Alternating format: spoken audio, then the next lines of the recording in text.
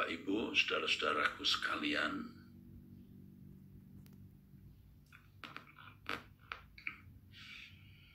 menjadi anak Allah itu bukan sesuatu yang sederhana. Bertahun-tahun, ya bukan belasan tahun, tapi puluhan tahun, saya menjadi orang Kristen tidak mengerti bagaimana menjadi anak Allah. Dan saya kira banyak orang, termasuk banyak pendeta juga belum tahu. Walaupun saya mengucapkannya pada tahun-tahun belakangan ini, tetapi saya belum mengerti maksudnya. Sampai pada bulan-bulan belakangan ini, Tuhan membukakan rahasianya. Walaupun saya mengatakan pada tahun-tahun belakangan ini bahwa menjadi anak Allah itu bukan sekedar status, tetapi keberadaan. Namun pada waktu saya mengatakan hal itu, pengetahuan saya tentang kebenaran terkait dengan hidup sebagai anak-anak Allah belum seperti saat ini, saudara. Belum seperti hari ini. Makanya kita sering masih saja meleset, saudaraku. Atau lebih banyak melesetnya. Ya. Jadi predominannya itu atau lebihnya itu meleset. Untuk menjadi anak Allah kita harus menemukan kebenaran yang membangun gambaran hidup. Bagaimana menjadi anak Allah itu. Menemukan kemuliaan, keagungan, kesucian anak Allah. Keluhuran anak Allah. Bagaimana mestinya sosok anak Allah itu. Pasti nanti Tuhan akan tolong kita. Roh Kudus pasti tolong kita. Kita menemukan sosok itu. Itulah sosok Kristus, sosok yang diurapi, yang tentu dimulai dari Yesus sebagai yang sulung. Dengan menemukan kebenaran dan kita bisa mengerti gambaran sosok anak Allah, ya walaupun tentu gambaran itu akan terus progresif atau bertumbuh ya saudara, makin jelas. Maka kita juga melihat atau menemukan sosok manusia lama kita, yaitu kita sendiri. Si aku yang dibangun sejak kecil oleh lingkungan, oleh dunia, saudara. Dengan segala keinginan, hawa nafsu, dan berbagai kehausannya. Kita harus bisa melihat dengan jelas dua sosok yang berbeda ini. Ya. Dimulai dari setiap hasrat yang muncul di dalam hati pikiran kita.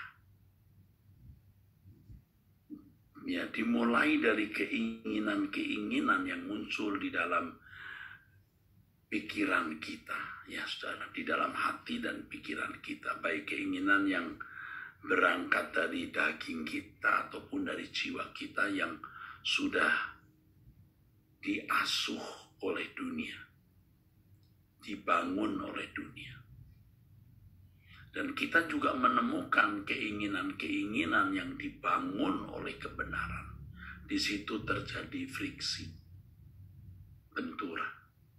Dan saya baru-baru ini memikirkan atau membayangkan, ini seperti buah di tengah taman itu. Dari satu aspek, saudara. Mana yang akan aku konsumsi? Siapa yang aku mau puaskan? Apakah keinginanku atau keinginan Allah, keinginan Roh Kudus. Di dalam Roma pasal 7, saudara, firman Tuhan mengatakan bahwa tidak mungkin orang yang hidup dalam daging itu berkenan kepada Allah.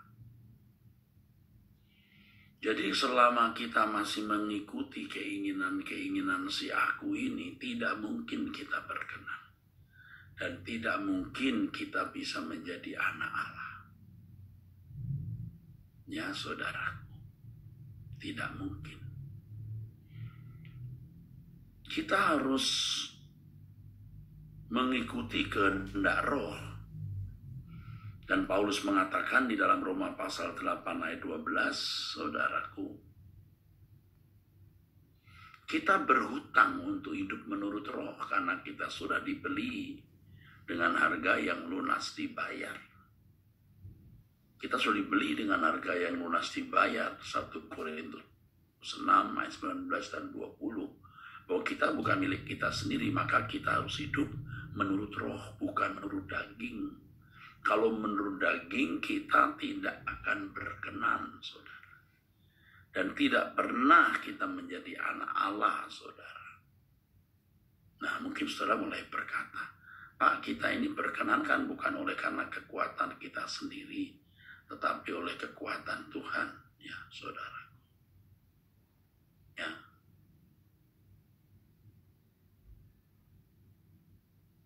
Saudara, benar saudara.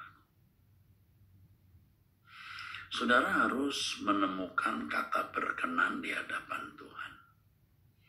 Yang pertama, kita berkenan oleh darah Yesus.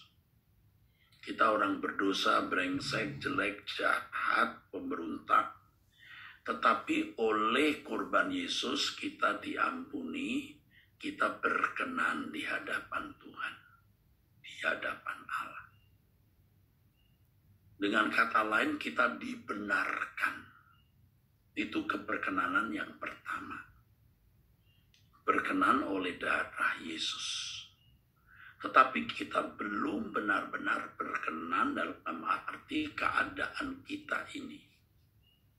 Keadaan kita ini belum berkenan. Kita hanya dibenarkan, dianggap benar, berkenan karena darah Yesus. Tapi keadaan kita yang benar-benar ini, keadaan yang di dalam diri kita itu belum saudara. Nah itu bagian kita yang harus kita perjuangkan. Maka kita membaca di Alkitab itu dikuduskan oleh darah Yesus. Nah itu berkenan yang pertama. Tapi juga dikuduskan oleh firman. Atau Injil itu menyelamatkan, firman itu menguduskan. Bagaimana firman menguduskan ya kalau kita baca dan kita taati, yang membentuk, membangun karakter kita. Tadi saya sudah katakan dengan mendengar firman, mengenal kebenaran, maksudnya kita bisa menemukan satu sosok bagaimana menjadi anak Allah. Keagungan, kemuliaan, keluhuran, kesucian anak Allah. Itu dari firman. Nah, kalau kita ikuti, kita turuti, kita dikuduskan oleh firman itu, saudara. Jadi orang selama ini hanya melihat satu aspek berkenan, versi atau tipe, versi salah. Ya, berkenan tipe pertama. Ya. Bahwa oleh darah Yesus kita berkenan, kita dibenarkan.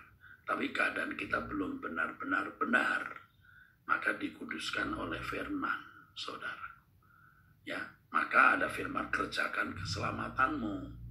Loh, bukan Yesus Pak yang mengerjakan keselamatan. Satu aspek, dimensi pertama itu yang mungkin lebih tepat istilahnya.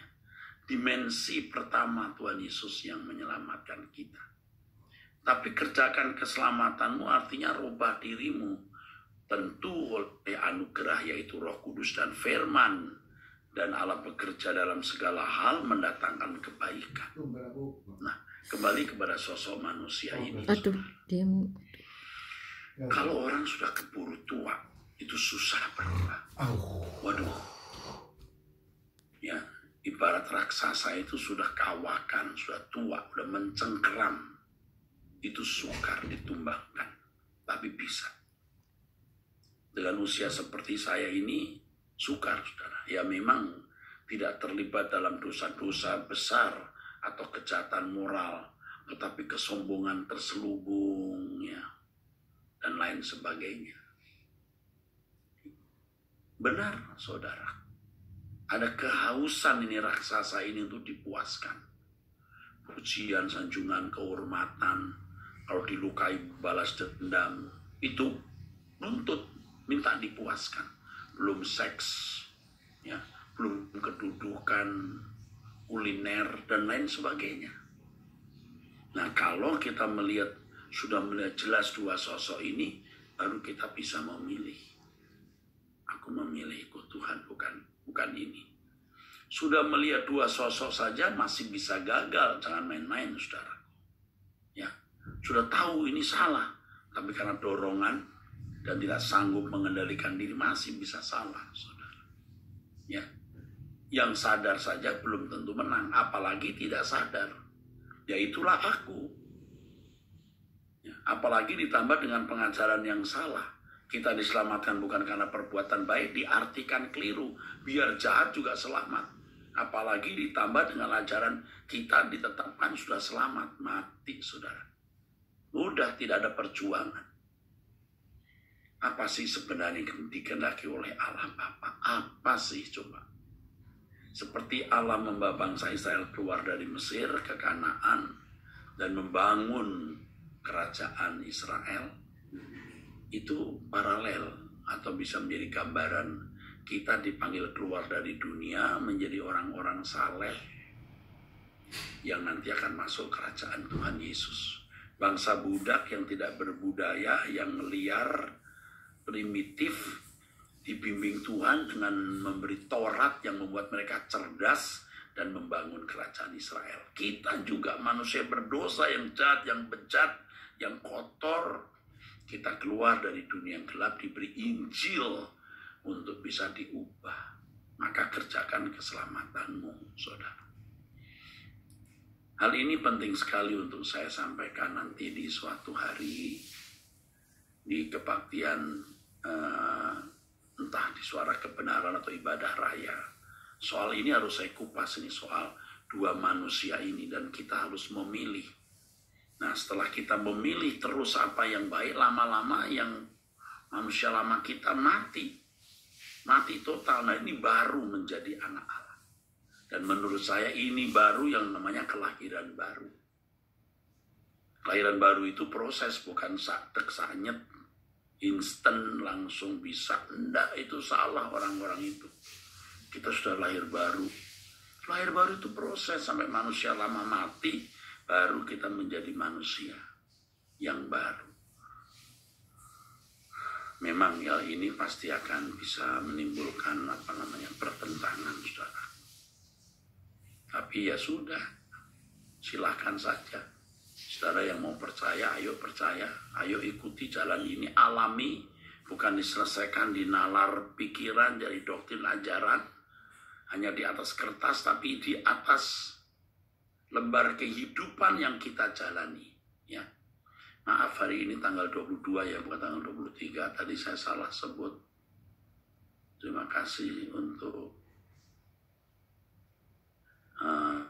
koreksinya ya Bapak Lukman. Thank you. Saudara, berat ya, ikut Tuhan itu berat. Aduh, yang berat itu bukan soal ekonomi, kesehatan, jodoh, atau apa. Yang berat itu menjadi kudus, tidak bercacat, tidak bercelah. Menjadi orang yang lemah lembut, rendah hati, mengalah, tidak mau ribut. Seperti domba keluh, dibawa ke pembantaian, diomeli, dijahati, ya udah, mengalah, diam. Aduh, ini yang berat, saudara. Tapi kita mau bersama-sama, ya, berubah, ya.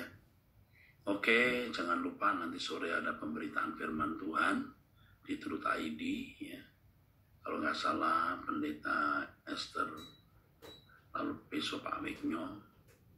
Jangan lupa hari Jumat ini nanti ada pengajaran mengenai Corpus Delicti yang kita nanti-nantikan, saudara. Oke, saya kira itu saja, dan saya ingatkan kepada Bapak Ibu untuk mengingatkan anaknya ikut Warrior Conference ya. Warrior Conference itu tanggal 15 Oktober. Ya, 15 Oktober. Ya. 16 Oktober maksud saya ya. Oke. Saudara angkat tangan, mari.